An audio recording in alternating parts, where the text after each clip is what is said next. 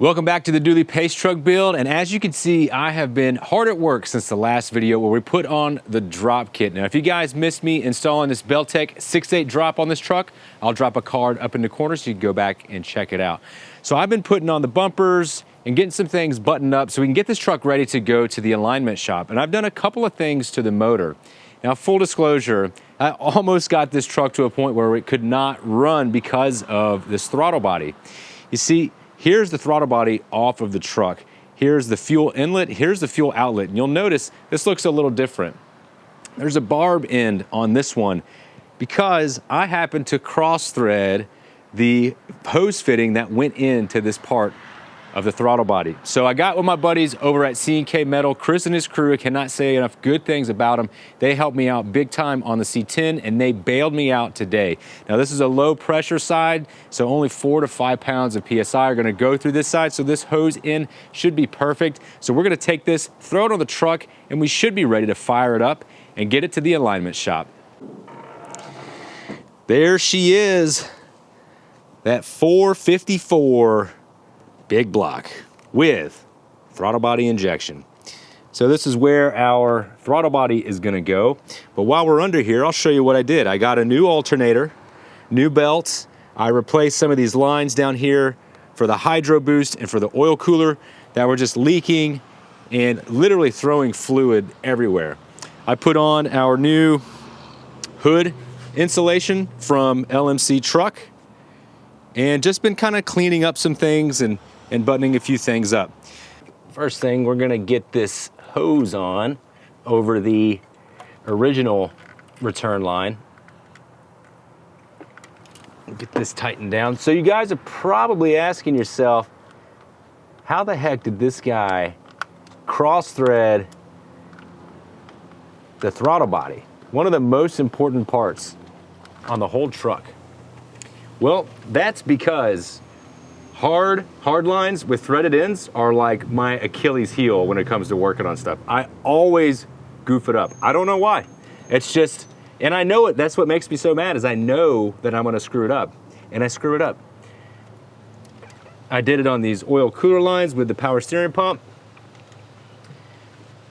and I tell you, it's not gonna be the last time.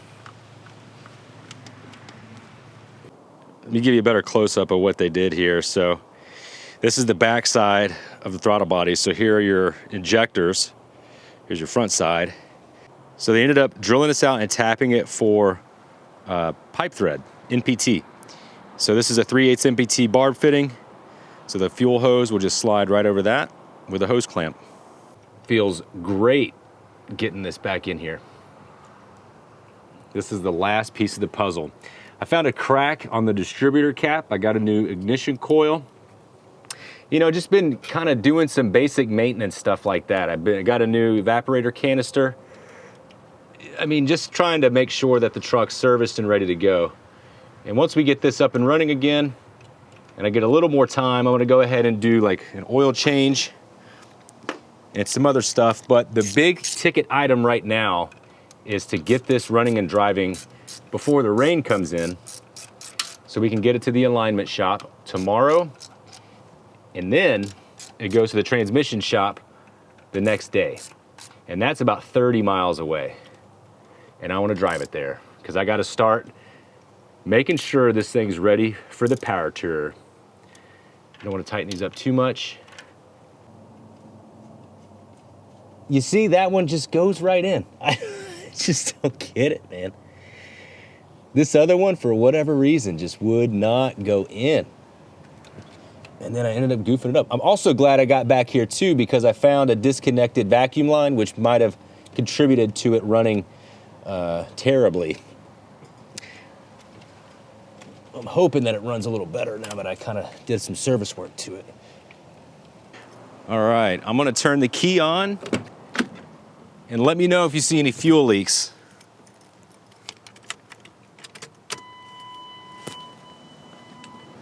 Nothing yet. I think it runs for like 5 seconds and then shuts off. So we'll cycle the key on and off a couple times. I also already replaced the fuel filter, which it's recommended you do if you do new injectors, which I put in. What's that old saying? Fire in the hole. Oh man, I got a dead battery. Man, I starting to feel some drops of rain. Really wanted to beat this weather coming in. I should have got a new battery. All right, fire and hole.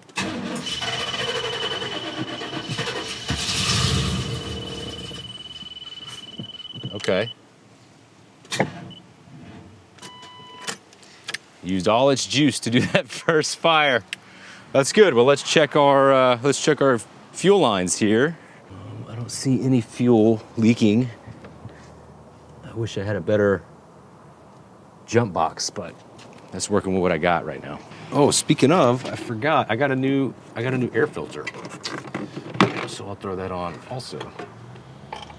Okay, do you think it's got more juice now? Probably not, but we'll give it a shot. Come on. I might have to pull the C10 out and jump it. While we're waiting on that to charge, I'll go ahead and put on our lower grill lights here. So I'm gonna install these little plastic clips I didn't know I needed, but I saved the old grill just in case something like this pop up. So these snap into place and give the screws something to bite into.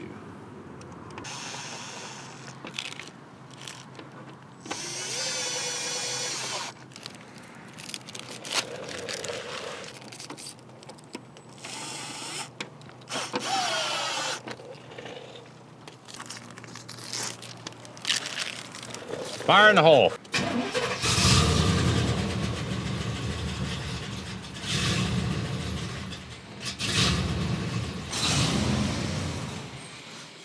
Uh-oh. Dang it, man. Super start. Got a new battery, and I think the culprit to our rough idle and not really wanting to start issue is this idle air control valve. So let's go ahead and put these things in and get started back where we were. And oh yeah, the rain's kind of let up, but it's still trickling down. Oh, come on, you gotta be gentle with these. I just broke the head off of this bolt. Oh man. Not a good start. It's just, well, we're gonna hang on to this and forego the idle air control valve for now until I can address that. Dang it, man. Man. This is why I like doing LS swaps, guys. Man, I'm still really mad about that fastener.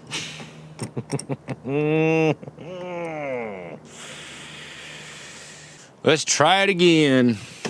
I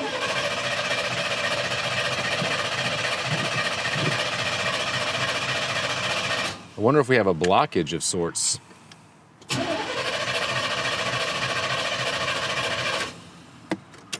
smell gas. I smell gas a lot. It's just not firing off. What's going on? Oh, dude, the coil wire is off the top of the distributor. Are you kidding me right now? What? Oh, Jesus. Bro.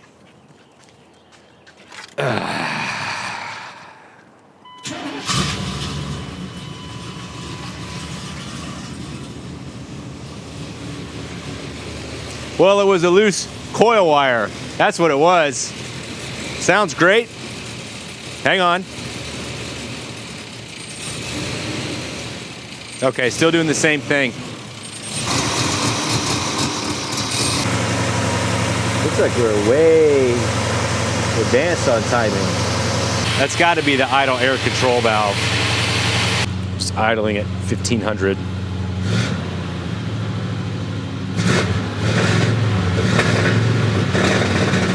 Still breaks up. Let's go take her for a spin and see how the truck drives. The alignment shop's only about 3 miles from my house, so I think this is gonna do for now. but we're driving. The alignment's not too bad. I mean, it definitely pulls to the right. Oh, let's turn on the AC. Make sure that works. Yeah, the tires are squealing around the corner.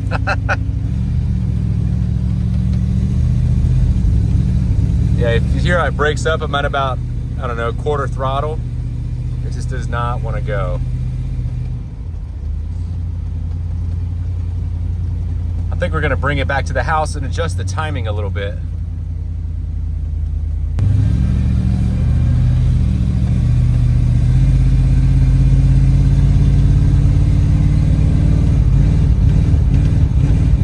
Yeah, you hear that? Obviously.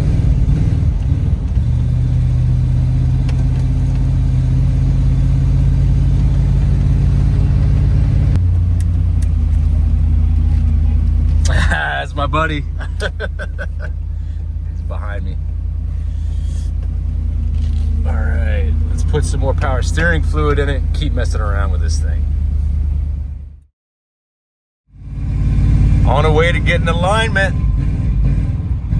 Still runs pretty rough. We got some work to do, but at least I'm able to cruise at a decent speed. Next stop, alignment shop. The truck made it to and from the alignment shop. My wife actually got a pretty cool rolling shot of me cruising down the road coming home. And while the shot looks really cool, the truck still runs like hot garbage.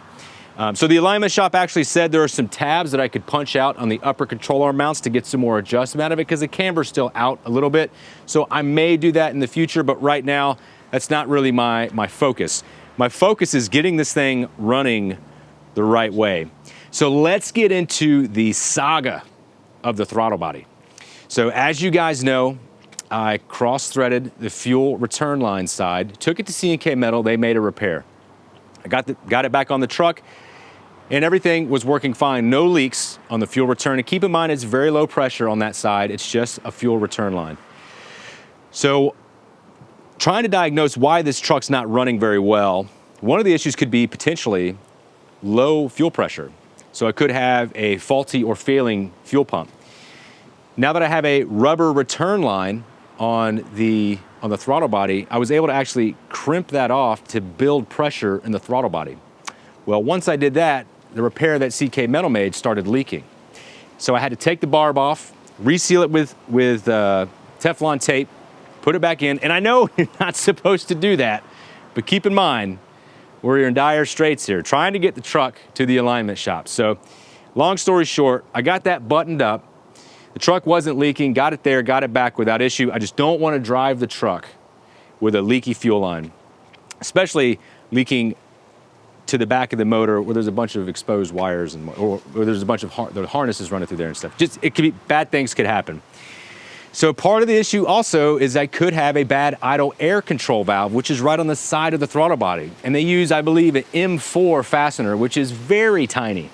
So as you guys saw, I snapped that bolt off.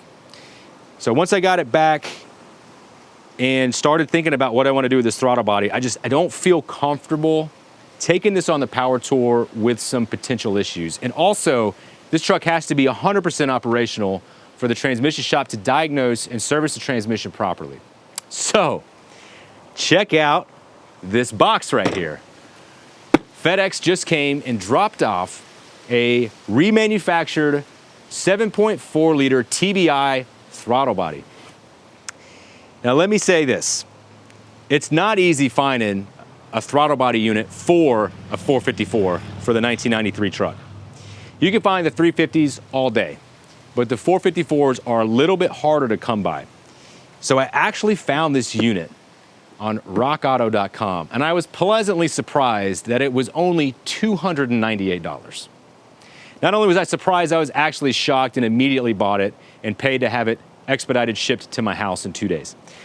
So very happy that Rock Auto had this. Unfortunately, that was the last one they had in stock, so I don't know if they have any more in stock right now. And if you're looking for this, I would definitely reach out to them and see if they have any more coming, because $300 for this is, to me, a steal. I was finding these for $300 on eBay that were literally takeoffs, and in unknown condition.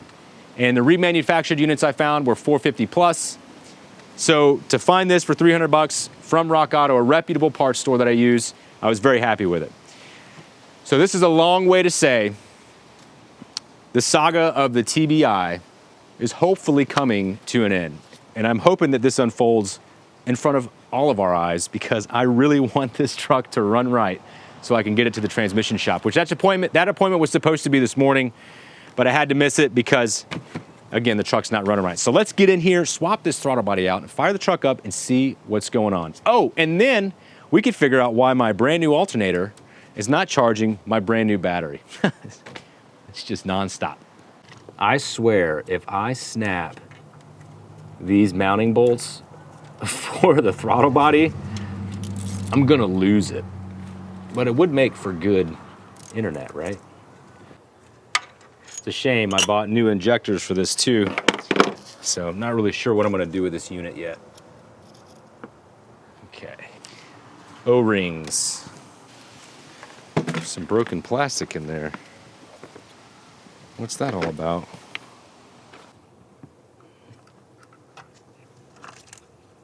Okay, this connects a little bit different. Oh, it's the throttle position sensor plastic housing. I'm telling you, this truck, I need to just LS swap it. So here's, I believe this is your throttle position sensor. I found some little pieces of plastic in the box. That's what that is. I'm back. Decided to use the one that came off of the original throttle body. So at least we know this probably worked. So let's put it back on the truck. You know, this truck has just been full of surprises. And I'm not a very adventurous person. So this one's been a little bit of a challenge for me. All right, I think I'd like to get those started before tightening them down. I want to put on these fuel lines. So let's get our O-rings, and we'll probably put a little lubrication on them. So you better believe your boy's going to be taking it easy. I did kind of move these lines around a little bit. They're hard lines, so I had to add about 3 inches of hose, but that should not be a big deal at all. Ooh, I got it. I'm so proud of myself right now. Don't get too excited. Do not get too excited. Hard lines are literally my Achilles heel. I just always find a way to goof it up. Let me know in the comments below, what's your Achilles heel? It's gotta be something.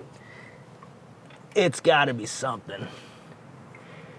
Can you do me a favor? Just keep an eye on this area right here. Let me know if you see any fuel coming out. All right, I'm gonna reconnect all of this and get back with you in a minute.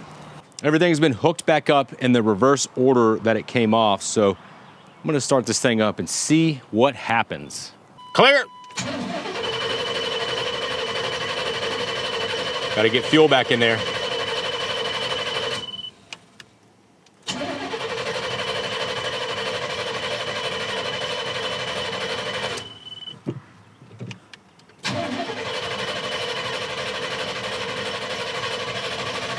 Yep. Okay.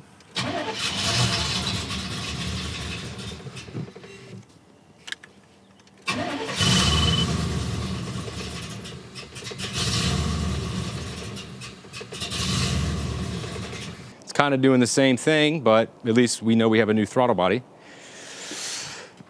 Make sure everything is hooked up. No vacuum.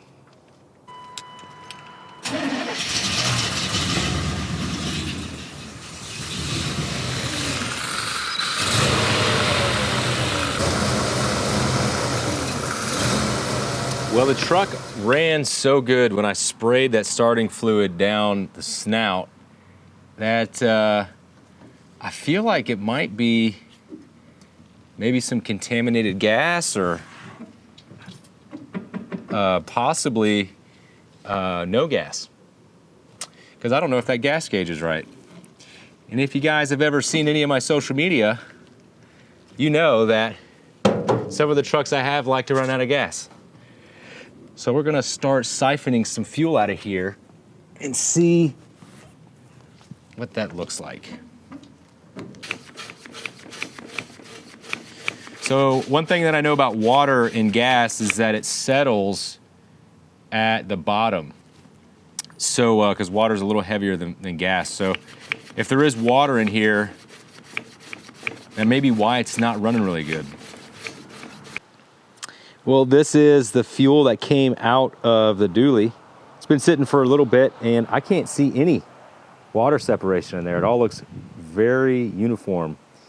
Normally water would sink to the bottom of the jar after you let it sit for a little bit, but I don't see anything. So I think the fuel in the truck is good. So we're gonna move on to testing the fuel pressure. Now, before I start testing this fuel pump, I'm gonna see if I can get the truck to run on the gas that I just pulled out of the gas tank. Put the gas in a little plastic bottle. I'll pour a little down here and just make a big mess. Ooh, that was a lot. Dude, it fires right up. Ah, not fast enough.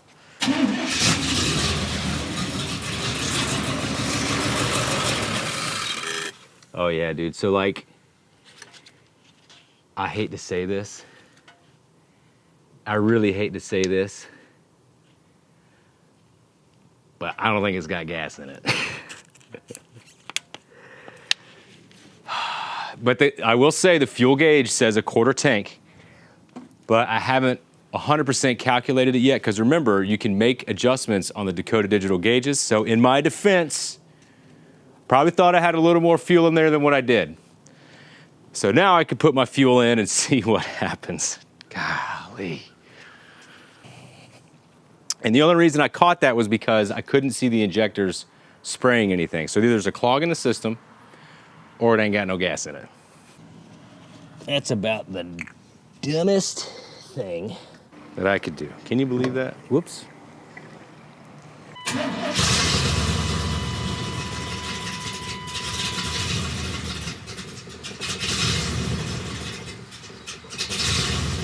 All right.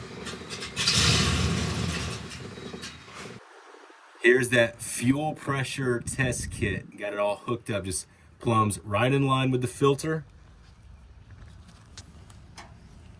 And here's the gauge. So now we're gonna try to start the truck and see where this gauge goes. Building some pressure. Okay, what, that's 5. Well, it's 0.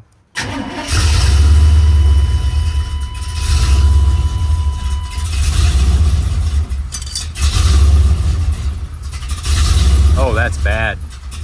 So if that's my pressure release valve right here, if I hit that, it goes down to 0. So we're like, what's that, 3 pounds of pressure? I think we got a bad fuel pump. And then let's try to give it some gas. I mean, it's just not moving. 4 PSI. Got a new fuel pump.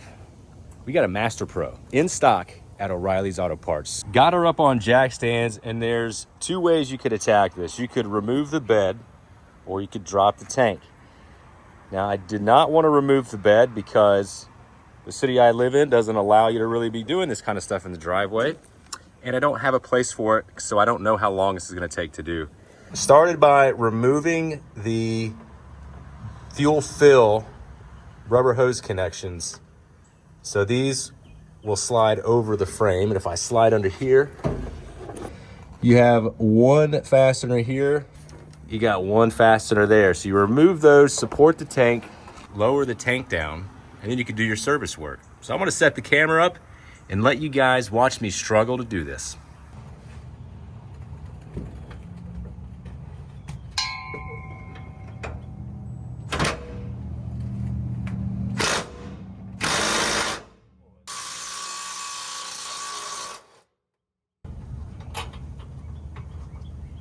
Well, that's neat. That that broke.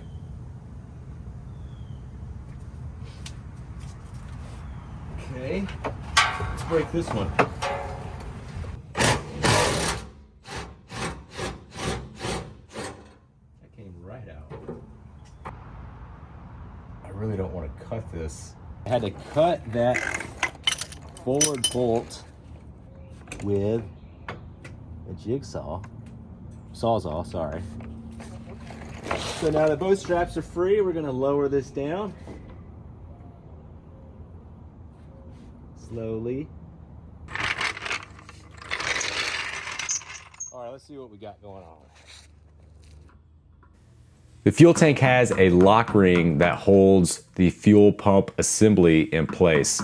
There's a couple of tabs bent up so you can knock it loose with a screwdriver and pop it out. Now there is an O-ring that seals everything up, so you want to make sure that it doesn't fall into the tank. Carefully remove the assembly, and now we can bring it down to the side and start replacing this fuel pump. Replacing the fuel pump itself is actually really easy. The most difficult part of this whole process is getting access to this tiny fuel pump. But you undo these hose clamps, then you can remove it from the base and disconnect it from the hose. Well, these are just ever so slightly different. I should be able to slide that over though. Everything goes back together in the reverse order, and you just got to make sure that the fuel pump is correctly oriented on the fuel pump assembly. You just line it up with this opening at the bottom. Then you can tighten up your hose clamp, connect your electrical connector, and install a new screen. Reinstalling this assembly in the tank is a little tricky in this orientation. It's not as easy to get to, so it did take me some time to realign everything and get the lock ring repositioned in the correct spot. I also wanted to really take my time and not drop any trash in the fuel tank. If you are doing this job, I think pulling the bed is going to be easier, but I even had some buddies reach out to me and say they cut a hole in the bed floor to make a little access panel. So if the fuel pump ever goes out again, you just flip up the access panel and you're good to go. All right, we're going to turn the key on and I'm going to run over here and see if we can hear the fuel pump.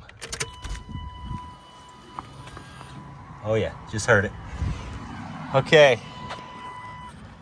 Cycle the key a few times. All right, let's fire her up.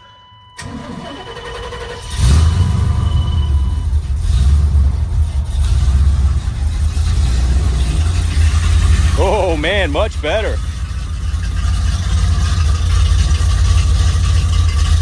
Oh, that is so much better. Give it a little gas. Okay. I think we got to retime it, maybe look at a couple other things, but that sounded pretty good.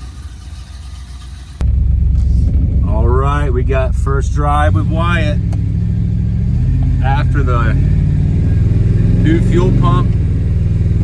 Truck's running real good now. What do you think, buddy? Yeah, taking him to school, and then we're gonna get some more work done on this beast.